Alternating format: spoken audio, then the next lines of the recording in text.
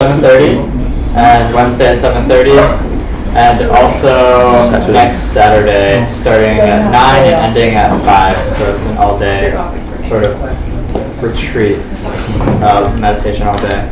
And starting this Thursday, we'll be doing shamanic Reiki healing sessions for $40 for 30-minute sessions. And if you want any more information about that, you can look on the website or ask me after class.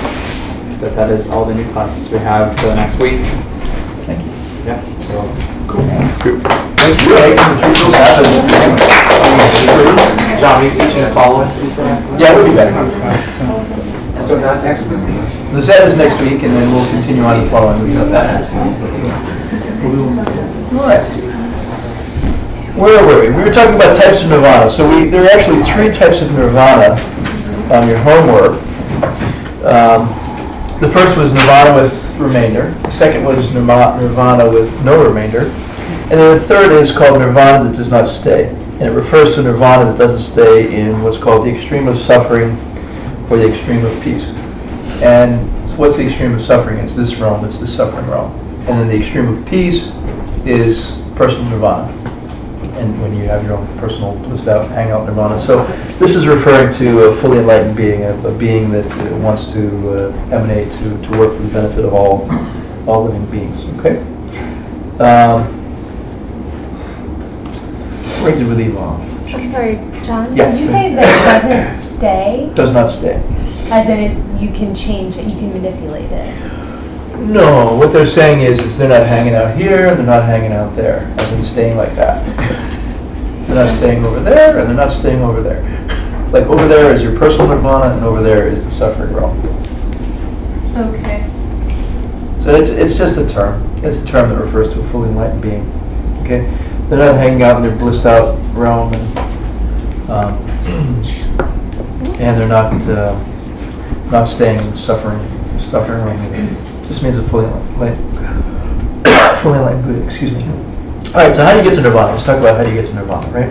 So one more question. It says describe 3 paths to attaining nirvana. 3 main paths to nirvana. Go to the 4th door. Yeah. Gate 128. All right. The first is training in the wisdom realizing emptiness. It's the first of the 3 paths to nirvana, to attaining nirvana. Right? That just means studying, right? Studying emptiness, studying ultimate reality is called training in the wisdom that realizes nothing has any nature of its own. The second thing you need to do to achieve nirvana is undertake the first training under the influence of finely tuned morality and concentration, meditative abilities, right? You have to have really good ethics, and you have to be able to meditate very well. Why do you need to have good ethics to attain nirvana? I ask you. Cessation of afflictions. You're collecting virtue. If you've got lousy ethics, you're headed in the wrong direction, right? I mean, attaining nirvana is about collecting virtue and eliminating negativity, right? And so if one is collecting negative karma, one is doing the opposite. So you're moving away from nirvana rather than towards nirvana, right? So if you're going to move towards nirvana, you have to have finely tuned ethics and the ability to meditate, because you can't perceive emptiness except in a state of deep meditation. Okay? One quick question. Yeah. Therefore, that implies the direct perception of emptiness is a function of karma. No, the realization of the direct perception of emptiness. Absolutely. Absolutely. Everything's a function of karma. But not wisdom, or Wisdom is a function of karma? Sure. no, the direct perception of emptiness. You say the whole thing. Is the realization of the direct perception of emptiness implicit in your comment is that it's a function of karma? You said it again. Sorry. To realize the direct perception of emptiness. Is it a function of karma? Is it a function of karma, or Yes. is it a function of wisdom? Of course. Both. Thank you. Both. Yeah. See,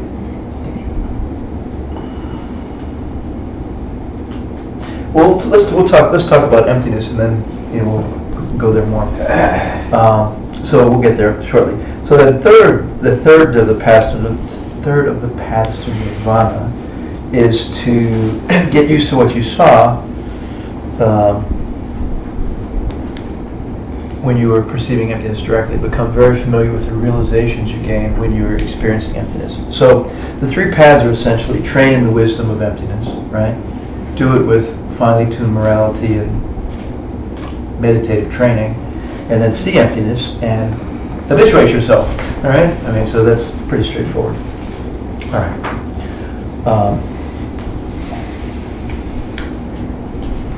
So we need to talk about the gotcha. Please say gotcha. Gotcha. Gotcha is an important term, kind of a sexy term. It's the object we deny when we talk about emptiness, you know.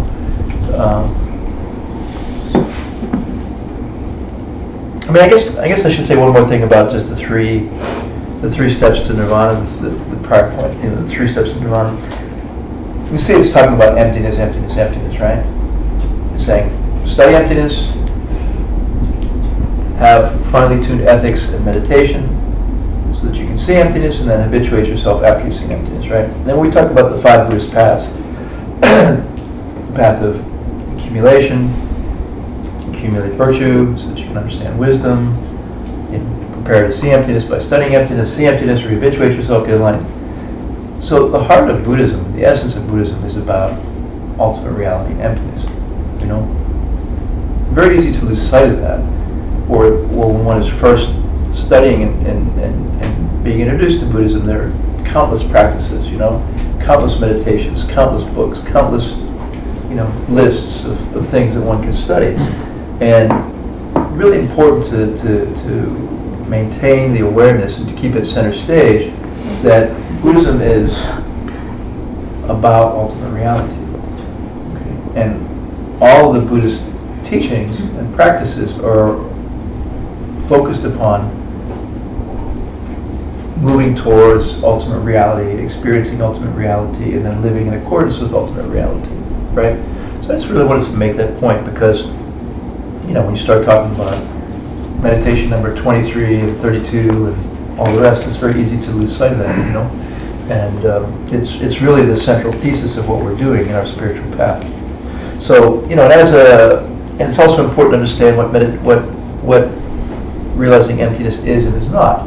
You know, we could go through our 5 paths, we can get to the path of seeing, we could, you know, have great ethics, great shamatha, sit down, meditate, you know, travel to another realm, perceive emptiness, come out of meditation, walk down the street, get hit by a truck, right? And, you know, break your legs or something, you know, no problem. There's no contradiction there. So, important to also understand that perceiving emptiness is not some like victory flag, you know, or like a get out of jail free or some magic thing that takes away all your problems.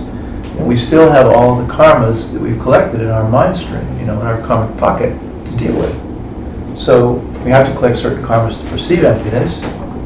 It is the expression of past karma collected, right?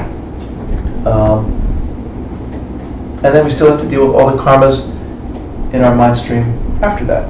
So whatever suffering karmas we have are still there, even having seen emptiness. And seeing emptiness simply gives us the means to deal with them in an expedient, effective fashion, but they're still there to be dealt with.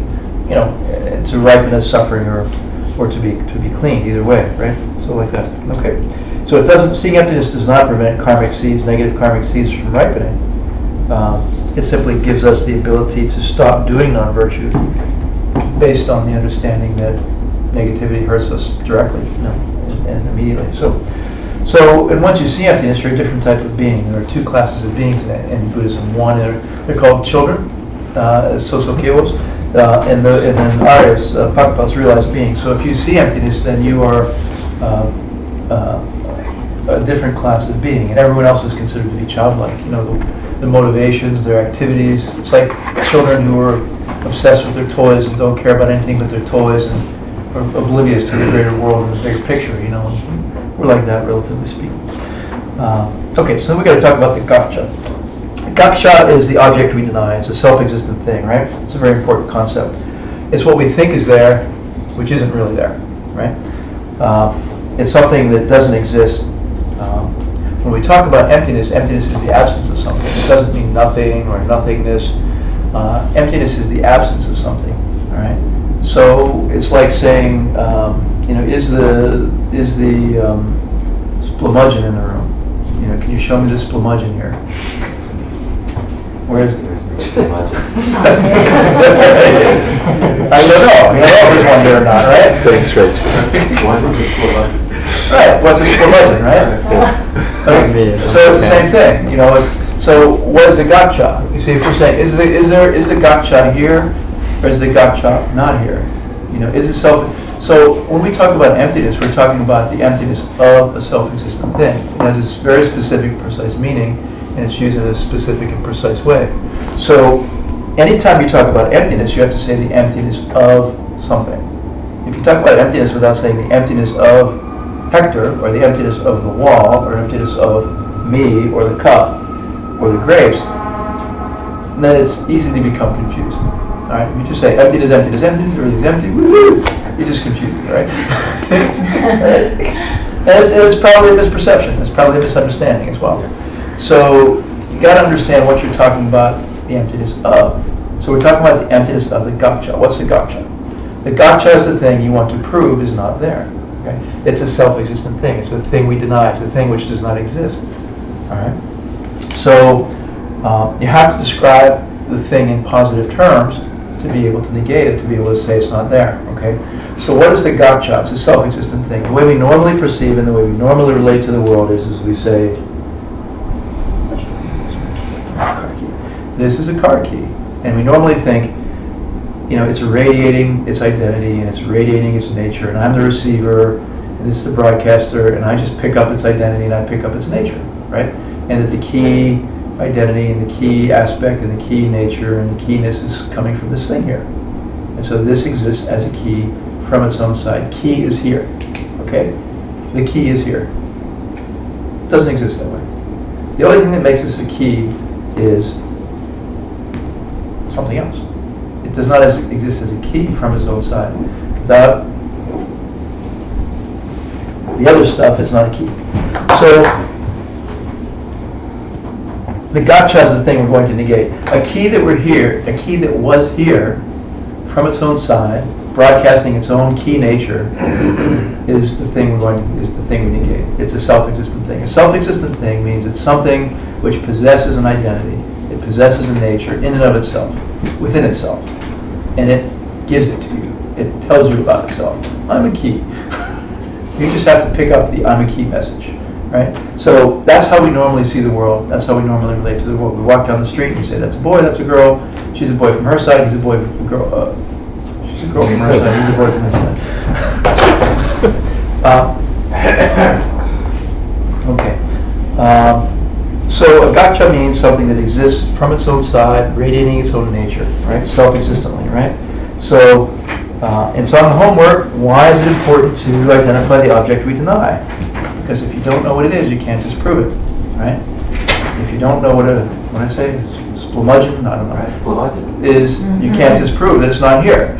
You can't prove there's no splumudgeon in this room if you don't know what it is. And the same is true with the self-existent thing. You can't prove there's no self-existent thing if you don't know what it is. So we have to be very clear about what a self-existent thing is, right? Prove that there's no self-existent nature. So Buddhism denies that anything exists from its own side, okay? And emptiness is the negation of a self-existent thing. It is the absence of a self-existent thing. It is the removal of a self-existent thing. It is the refutation of a self-existent thing, okay? It's not some empty, vacuous thing. It's not some abstract concept. It's pretty straightforward. It's pretty cut and dry. It's quite precise, right? So we have to talk about how things exist so that we can negate how they don't exist. So the way in which things exist, according to Buddhism, is that they exist in dependence upon things. Okay? This key exists in dependence upon its parts. This key exists in dependence upon being caused by, manufacturers and all the rest. And this key exists in dependence upon someone thinking of it as a key and calling it a key. For a fly, they would not call this a key, I think. So this key doesn't exist as a key from its own side. It exists in dependence upon something else. And everything exists that way, okay? So you can't find anything in existence that's not like that, okay?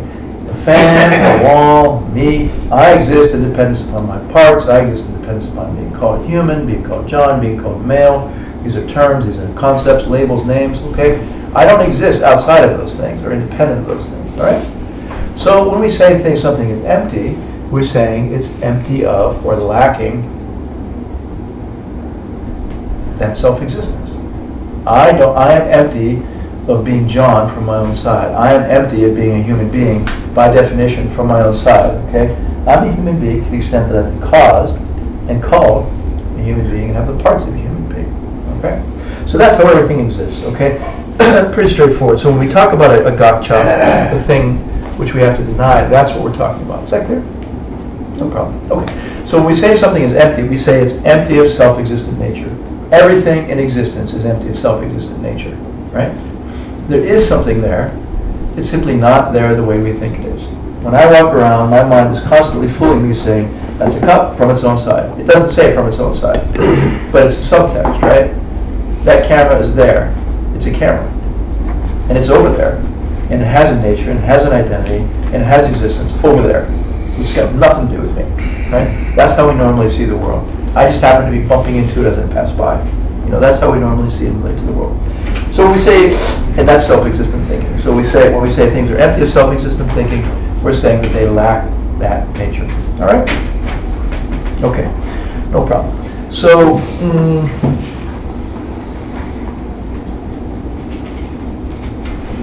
who cares? Because when you have a negative emotion, we relate to it the same way. Every time we get upset, every time we have an afflicted emotion, we think the same thing. That irritating person is over there from their own side. That person hurt me and is unpleasant to me from their own side. They're radiating the unpleasantness. They're radiating the harm. I'm just the passive person here who happens to be on the receiving end of it. Okay? It's their fault and it's about them and it's not about me. They exist from their own side as a bad person, hurting me unpleasantly, period. You know, that's self-existent thinking. Okay?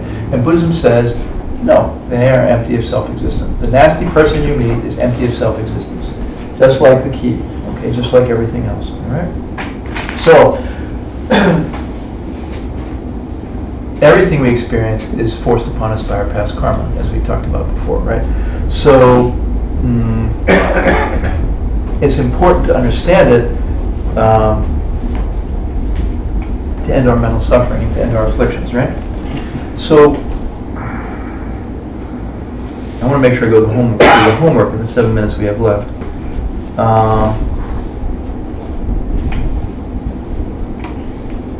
Why is it important to identify the object we deny? The homework question.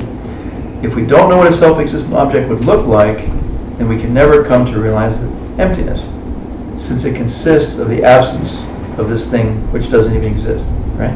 The self-existent object is the object we deny. So practically speaking, if we want to perceive ultimate reality, if we want to see emptiness, we need to understand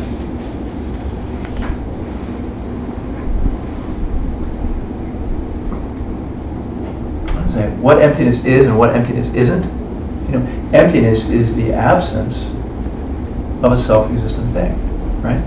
So if I want to perceive emptiness, I have to focus on the absence of a self-existent thing, right? Emptiness is not some like cloud in the sky where you float to and then like experience like, you know, the fifth dimension or something, right? Emptiness of me, emptiness of the wall. If I'm going to experience emptiness, I have to experience the emptiness of something, right? It's not just like a nebulous thing out there. You know, I have to focus upon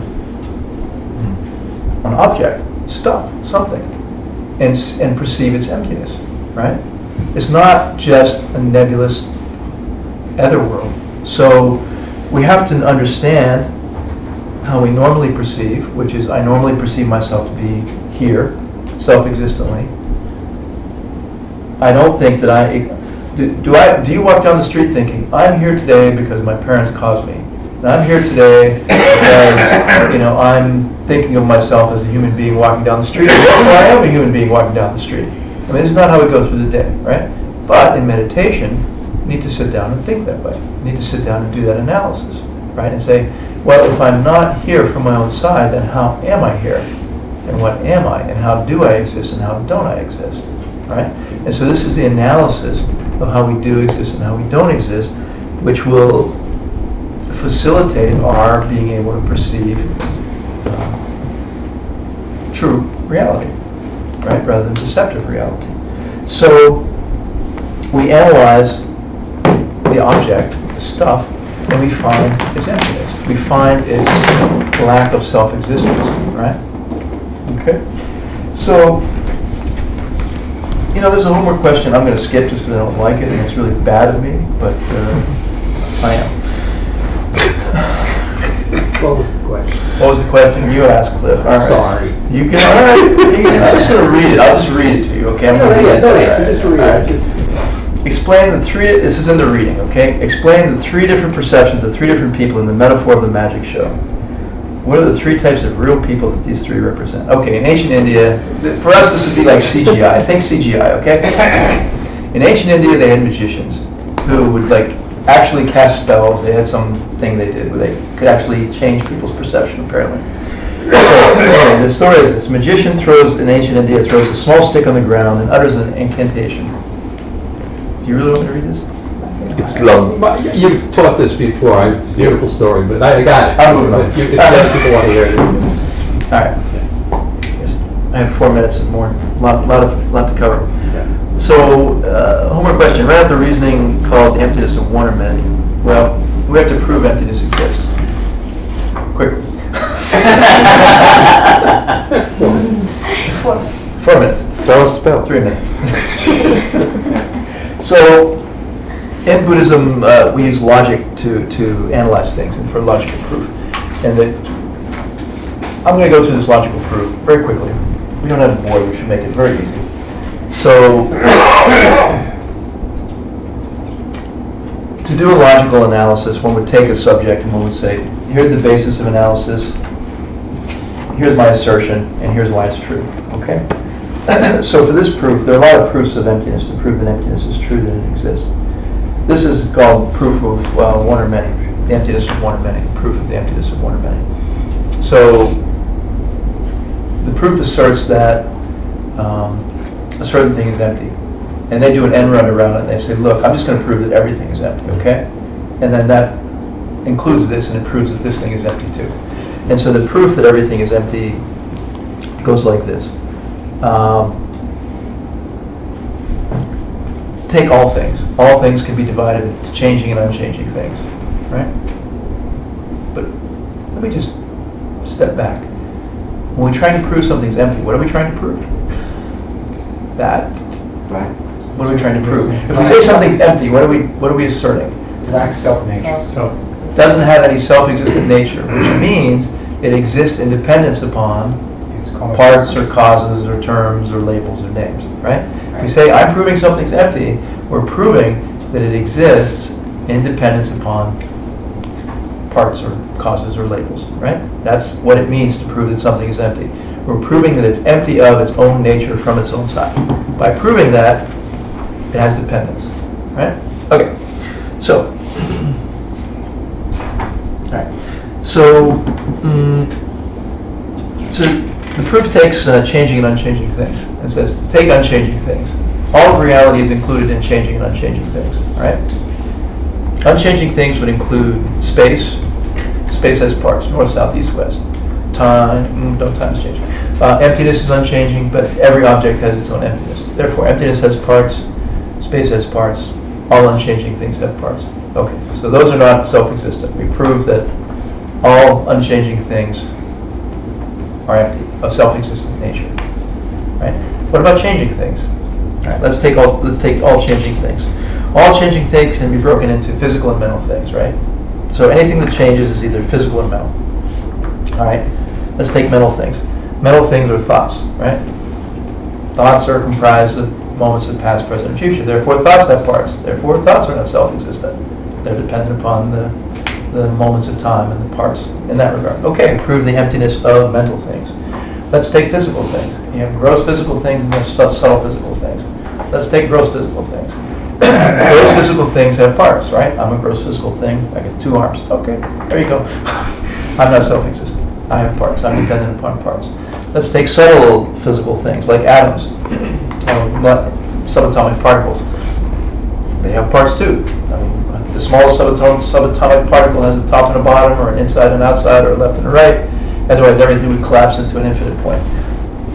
So subtle physical things have parts. Therefore, we've proven that every existing thing has parts, and therefore is dependent upon its parts, and therefore is not self-existent, and is therefore empty. So that's quick. Pretty good, right? Yeah. 2,500 years to get there. I'm getting 3 minutes, yeah. All right. What else we got? Let's see. Why is it true that if something has parts, it cannot be one thing which really exists? Oh, so that's the last part of this proof. Okay, the proof of one or many. If you prove that a single object lacks self-existence, well then plural, a collection of those objects, is also lacking self-existent, right? I mean, everything is either singular, as in,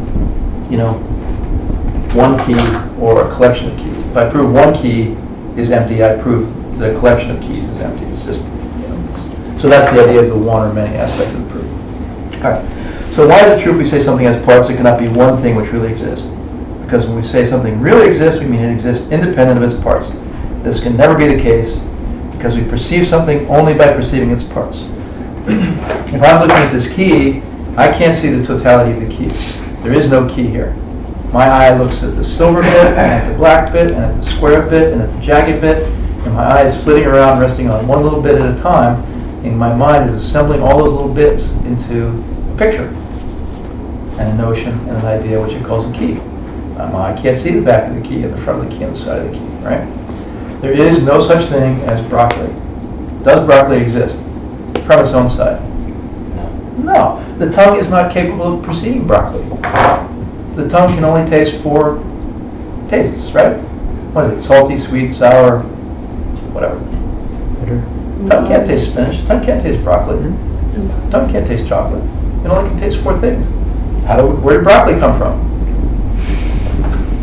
It comes from the mind. It comes from the mind combining multiple senses. Oh, well, your olfactory bulb takes in certain thousands of chemical receptors and combines it with the sensory experience of the tongue, and then the mind combines what comes through the olfactory senses with what comes through the tongue, and it assembles it in the mind. It says, that's broccoli. There's no broccoli from its own side. And everything's like that. Okay? So, anyway, that's continuing. So we can only perceive something by perceiving its parts. The eye skips around to major features of an object. The mind organizes the information into a whole object and name and identity, right? There can never be a single object which exists in any other way. Therefore, no single object really exists. Okay?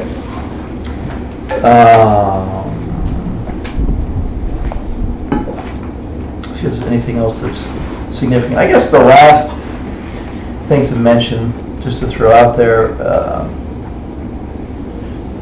Master Dharmakirti, in his root text on Buddhist logic, says that 2 things have to be present for Tantra to work. There are 2 broad classes of Buddhist teachings, which are open teachings and secret teachings, or the open teachings and higher teachings, the Sutra and Tantra. And so, Sutra and Tantra teachings are separate divisions, and so in principle, tantric teachings are never supposed to be mixed with sutra teachings. And so that's one of the questions on the homework. It talks about someone who's trying to address a sutra issue with a tantric answer and saying it's inappropriate. Those things shouldn't be mixed. And then Master Dharmakirti then happens to go into something about Tantra and how Tantra works and what has to be present for Tantra to work. And he mentions 2 elements that have to be present for the advanced teachings of Buddhism to work. And so one other thing to say about the advanced teachings of Buddhism, the tantric teachings of Buddhism, is they are founded upon the sutra teachings, the open teachings. The advanced teachings can't work unless one is practicing the sutra teachings. All of the advanced tantric teachings are founded upon sutra teachings, based upon sutra teachings, and then further developed and made more powerful. So Anyway, Master Dharmakirti says in his text on Buddhist logic that two elements have to be present for Tantra to work. First is that the person who's spoken the text, the Tantric text, has to be a being of exceptional spiritual capacity and power, as in they have to really know something, understand it, and have deep insight and profound insight to be able to give a valid teaching. And then secondly, the person who's practicing Tantra has to be someone who's leading a very pure ethical life, in that Tantra is the highest evolution of ethical practice and pure view. Okay, that was a bit of a rush. Okay. Any questions? Okay. Sashi Purki Jishi Natatra Briva Nishi Nindagan Adi Sangha Shindu Nita Dilaki Drobu Nanda Shimrajupasho Idam Guru Datma Mandalatam Ninyatami Gadi Garohu Sunam Yasha Zakshin Sunam Yasha Gajanwe Dhamma Kunito Parsho. See the holy being that you invited at the beginning of class merge into your heart in the stream of light, blessing your mind, increasing your spiritual capacity. And by the power of our efforts and our intention this evening, may we quickly come to understand and directly perceive ultimate reality and every affliction in ourselves and every other being very quickly.